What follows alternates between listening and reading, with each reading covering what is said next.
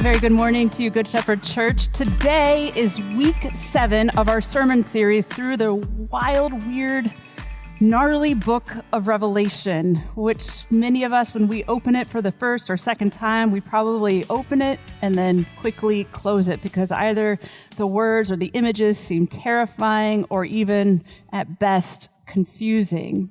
And really, the book of Revelation, what it does is it gives us a picture of the cosmic battle that is happening in this world between God and between evil. And it helps us have a greater understanding of how God is going to deal with the problem of evil once and for all and bring about righteousness and justice and holiness. But the book of Revelation isn't just a picture of the future.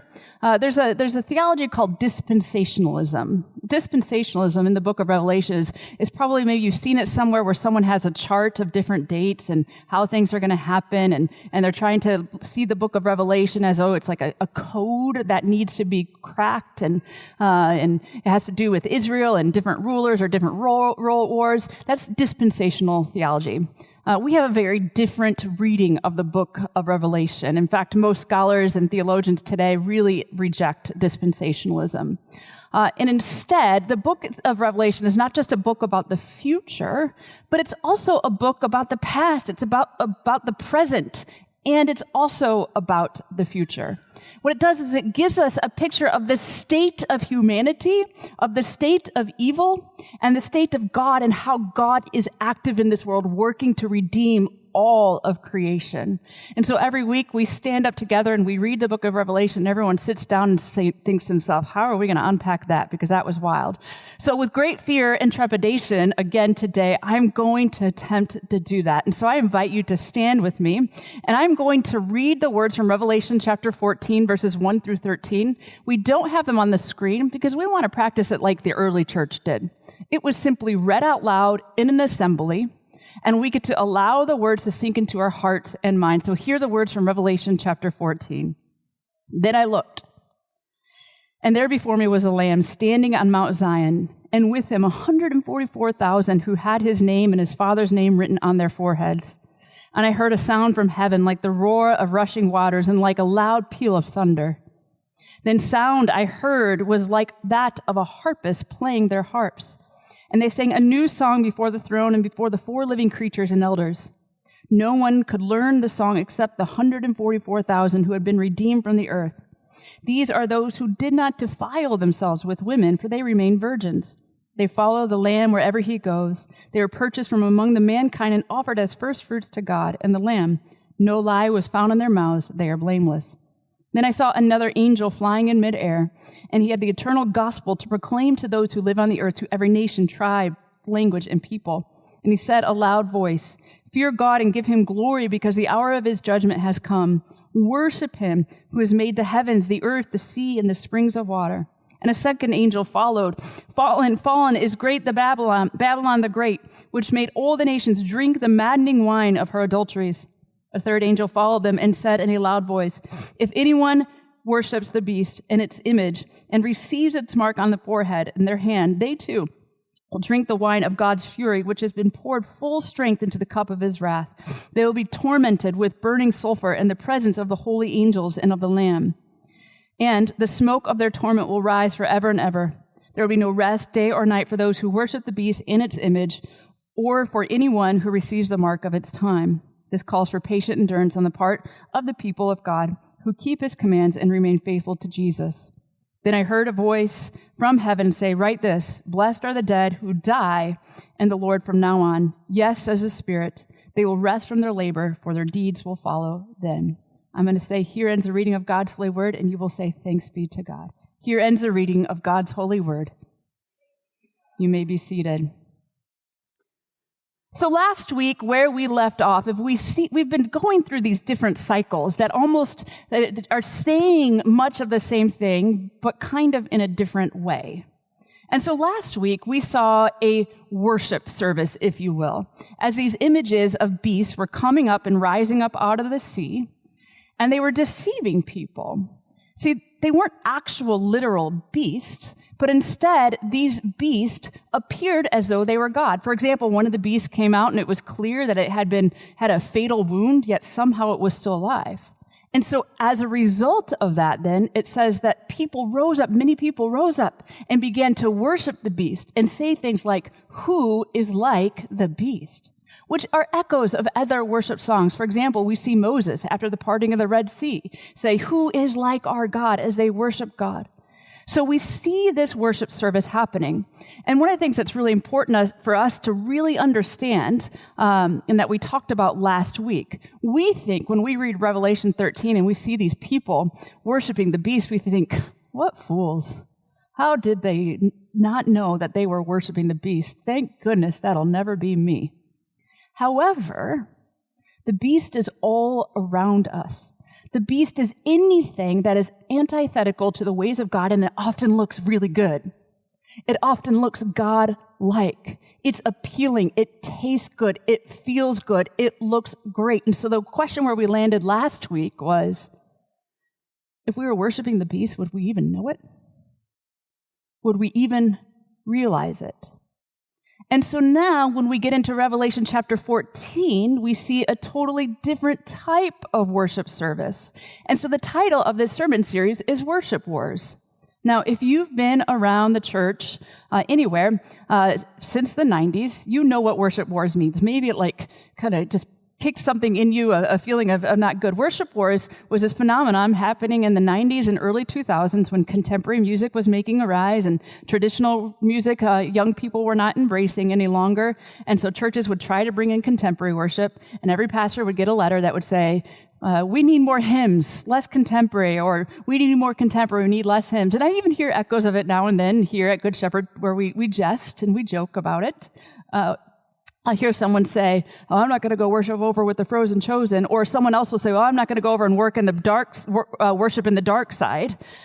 We jest and we joke about it, but worship wars is the thing. And at the heart and the problem with worship wars is we're making it about us. And so it's not really worshiping God, but it's about consumption. It's about what we get out of it and what we consume. Well, in the book of Revelation, we learn very quickly that worship is not, in fact, about us, but worship belongs to God and God alone. And worship is not just about our preferred style or what we consume, but instead, worship is about what we do and what we do in repetition. And so in Revelation, there is a worship war. We see those who are worshiping the beast, and now we turn the page, and while we just left a group of people who had the mark of the beast on their foreheads, we now turn and there's 144,000 people with the mark of the Lamb on their forehead. And with the mark of the Lamb on their forehead, it says, "Look, there before me was the Lamb standing on Mount Zion, and with him 144,000 who had his name and his father's name written on their foreheads." Now, the 144,000, don't worry. You don't have to worry if you're going to make the list or make the cut. That's not a literal 144,000, but it means many, many people. These are the faithful remnant. These are the people who, even though they were tempted and seduced and deceived over and over to worship the ways of this world and to worship the beast, they remained faithful and blameless. Therefore, they had the mark of the Lamb on their forehead. And so what John is showing is all of those people, every single one of them had a mark. Now, if you're reading this, you're probably thinking, I really hope I'm one of those people.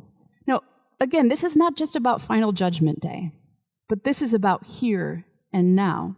And so you might be wondering, well, how do I get the mark on my forehead? Well, it tells us in verse 6. It says, "Then I saw another angel flying in midair. He had the eternal gospel to proclaim those who live on earth, to every nation, tribe, and language, and people." This is the first time we see the word gospel in the book of Revelation. And so it says that this angel is flying over all of the earth, which is even today, proclaiming the gospel to all people. What is the gospel? It is the proclamation of the birth, of the incarnation, of the teachings, of the fulfillment, of the life and the death and the resurrection and the ascension of Jesus. And because of that gospel good news, as it is proclaimed, then we have the opportunity to receive the body, the blood, and the grace of Jesus and experience salvation and holiness. And so this angel is proclaiming this to all of the earth, and we see that. The gospel is presently being proclaimed all over the world. And then it says, this is what it announces: fear God and give him glory. Worship him who made the heavens, the earth, the sea, and the springs of water. Now, we just read last week who is like the beast. Well, there's another message. There's another call to worship. And as it proclaims the gospel, it simply says, fear God and give him glory. Worship him who made the heavens, the earth, and the sea. So really, the book of Revelation is quite simple. It kind of just keeps going through these cycles over and over of this cosmic battle between the beast and the lamb. And we're faced with the question every single week is, who are we going to worship? And simply, of the 144,000, it says, these are people who feared God, they gave him glory, they worshiped the one who made the heavens and the earth. This is good news. This is good news. And these are people who faithfully did this week in and week out, day in and day out. Not perfectly, no. Not without flaw, not without moments of being seduced or deceived by the beast. But these are people who still, those gentle, million gentle nods of the soul, the step-by-step, moment by moment, proclaiming the one and true King. Now there's even good news. Because then it says in verse 8, fallen, fallen is Babylon the Great, which made all the nations drink the maddening wine of her adulteries. Now, this is good news because this is past tense. Fallen is Babylon. Now, if this is your first time here, Babylon is a symbolic word or term to represent or to mean the empire of all that is evil, of all that is destructive, of all that brings about war. And we see that infiltrated in all sorts of institutions in our world, right? So it's not just one single city, but it's infiltrated institutions, into systems, into people, into ideologies. We see it.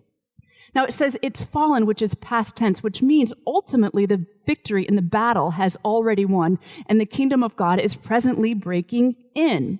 And notice that how Babylon seduces the people. It says by drink the maddening wine of her fallen adulteries. Now this is kind of a reference to Jeremiah chapter 51 verse 7 when it says Babylon was a gold cup in the Lord's hand. She made the whole earth drunk. The nations drank her wine, therefore they now have gone mad. Now look at, again, it's deceitful. It looks good. It is a gold cup. I like wine. Wine tastes good.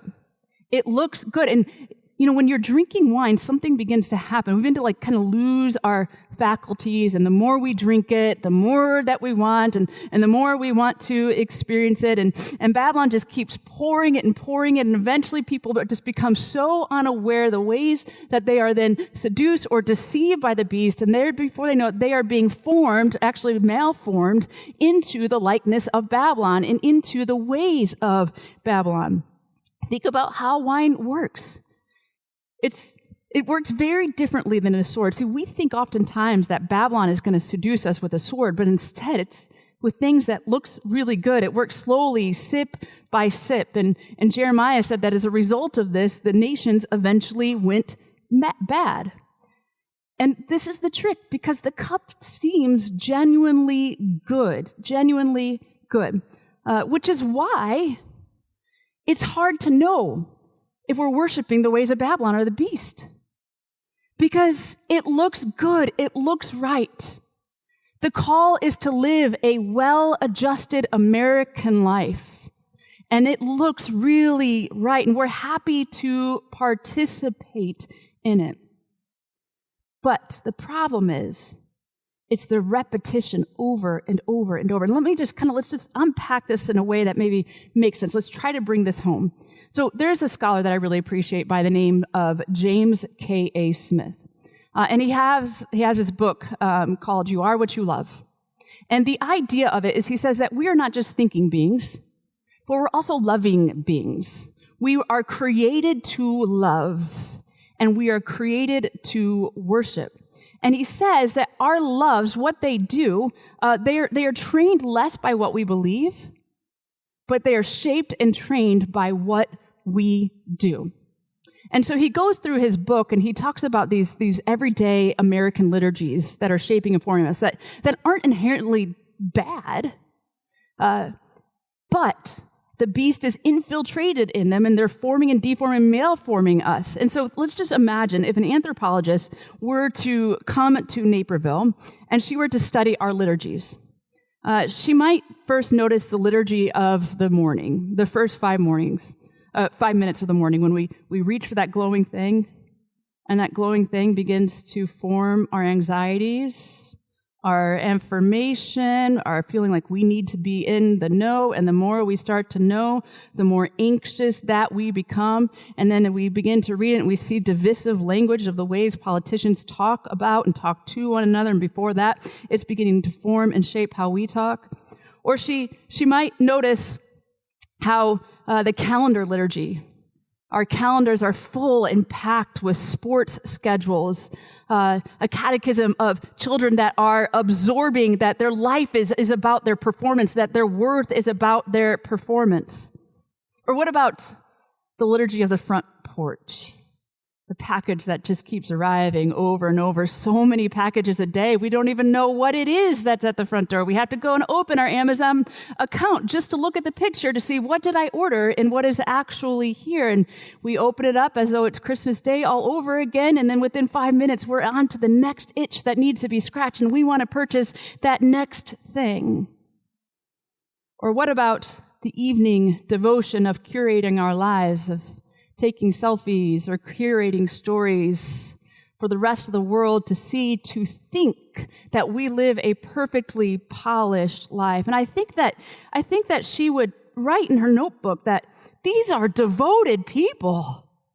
They're so devoted to their rituals. They never miss a beat. And we just keep practicing, and that begins to bend our loves.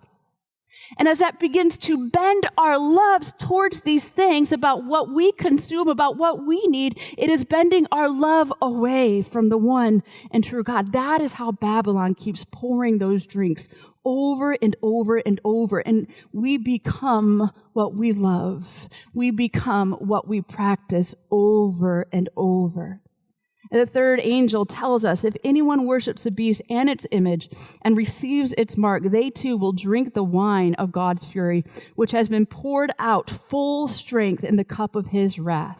Now, that sounds terrifying. I know.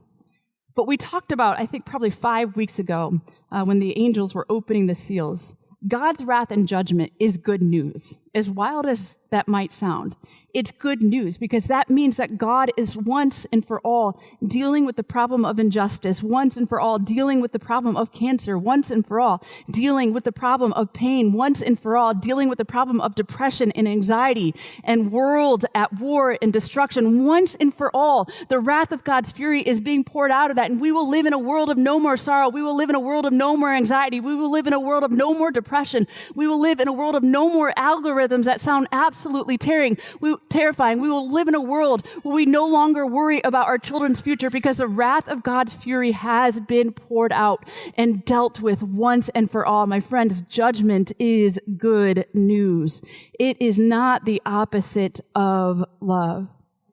And so the book of Revelation tells us that this repetition is formation.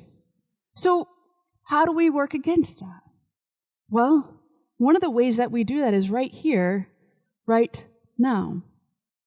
We are practicing liturgy on Sunday mornings, week after week, 52 times a year, for a lifetime. And every time we gather and worship, it's not about us feeling good or getting something out of it, but it's about retraining our loves. It's about reforming our passions and our vision for the good life, where God is retraining our imagination. I say sometimes as a pastor, I feel like the work that we are called to do is to dismantle a demonic malformation of the Christian imagination. And one of the ways that dismantling happens is in worship. and the songs that we sing and the prayers that we pray and the body and the blood that we consume. But worship doesn't just stay in this room. It's not just about repetition, although I'm all for repetition in this room. It's not just about repetition on Sundays, but it is week after week. What if we started introducing into our lives rituals and liturgies by, for example, giving God the first 5 minutes of your day before your feet even hit the ground? You are praising and thanking God for all that is good. Or perhaps it's committing to opening up a psalm and reading that every day. And then when you get in your car, instead of immediately turning on news talk radio, or when you're in the train, immediately just doom scrolling, put those headphones in and give God 10 minutes of worship and just connect your heart to God's heart and worship God, because even when that has happened, God is retraining your loves and your desires. At night, when you gather at the table and you say grace beforehand, say it like you mean it. On Sunday mornings, give like you mean it and give generously, knowing that you are partnering with God. And one day a week, stop and rest. And remember that the whole world does not sit and rest on your shoulders, because it doesn't. Sabbath is a liturgy of worship on our calendar, and praise Him. Praise Him all. In fact, we're going to do that. The worship team is coming forward. And as they do, I want to share about a time when I was a pastor my first year in Southern California, and we had a family opportunity to go on vacation to Yellowstone. And while we were there, most of the time I didn't have cell service, but we hit a spot where we had cell service, and I made the mistake and opened my Facebook. And I mean, it was just like ding, ding, ding, ding, ding, ding, ding, ding, notifications, all these messages, to the point I was like, something's going on. Wait, what is this? And I was getting messages from people saying that they're so sorry that this happened. We support you. We love you. We're praying for you. And I discovered this open letter that had gone viral on Facebook from a congregant of the church that I pastored, talking about me, about how I was not fit to be the pastor because of my gender. There was actually some funny parts. They talked about my cooking in the post. I had made some comment about in a sermon one time how I'm not a great cook, and they said if she's not a great cook, how could she even be a pastor if she can't? It was funny. But there was also just some really, really terrible things in there. And I just sat there on a rock, and I just started to cry. And my sweet Noah, was just 4 years old at the time, and came, and he just sat next to me, and he put his hand on my leg. And I remember just thinking, like, how can I get revenge? Like, how I'll write an open letter back to him, and I'll make sure I get likes, and he gets dislikes, and I'll send him a glitter bomb in the mail. And just, how can I do the same that he did to me? But instead, we were there with another family, my best friend Kim, and she and I got in the car, and we drove off to where we have no more self-service. It was night. We pulled over the side of the road, and we opened the doors to the car and just turned on worship full blast. And one of the songs that we had on repeat was, "This is how I fight my battles. This is how I fight my battles." And we just sang songs of praise and worship over and over again. My friends, that's how we fight our battles. And the angel in Revelation says, "Blessed are the dead who die in the Lord from now on, for they will rest in their labor, for their deeds follow them." The more that we worship, the more that our deeds will be formed into the likeness of the Lamb. The more that we sing praises, the more that we have repetitive liturgies that reorient our love to God, the more that we will live like Jesus, think like Jesus, and act like Jesus. And I don't know about you, but I think we need more people like that in this world more than ever. So we are going to practice that right now. I want to invite you to stand, and we're just going to worship.